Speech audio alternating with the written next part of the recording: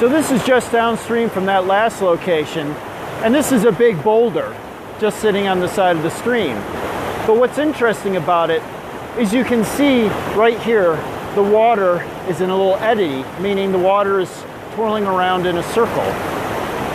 If you look on this side of the boulder, you can see how smooth and curve-shaped that little edge is.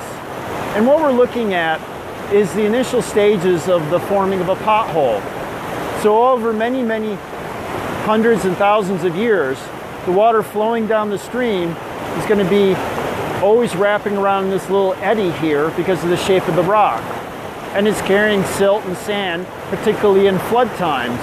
And that silt and sand is going to be very conducive to continuing to erode that bowl shape in the side of that boulder out, and eventually producing, potentially, a pothole or a full circular depression in that rock formed by the flowing and swirling around of water. So we're now in the Big Thompson Canyon, and what I wanted to show you is a more well-formed pothole than what we saw at that last stop. There it was nice because we could see the water doing the circular pattern that potentially carries sediment and mechanically scours out and erodes that pothole. Here we see that we are in fact quite far from the water. The water level's down there, and that's pretty typical flow for the Big Thompson River. So this emphasizes that often we need big floods to have water levels quite high, like we did in 2013, to have water submerge this, carry sediment over it, and scour out potholes that are high above the river.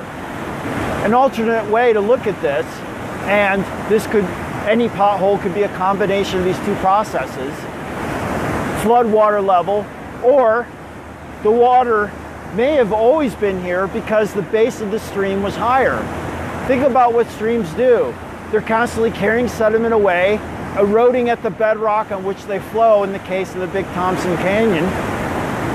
And thousands of years ago, the base of the stream bed could have been much higher. In fact, it was much higher. And over the thousands and thousands of years that the Big Thompson Canyon River flowed, it slowly downcut, and then strands, features like this, high above the stream base.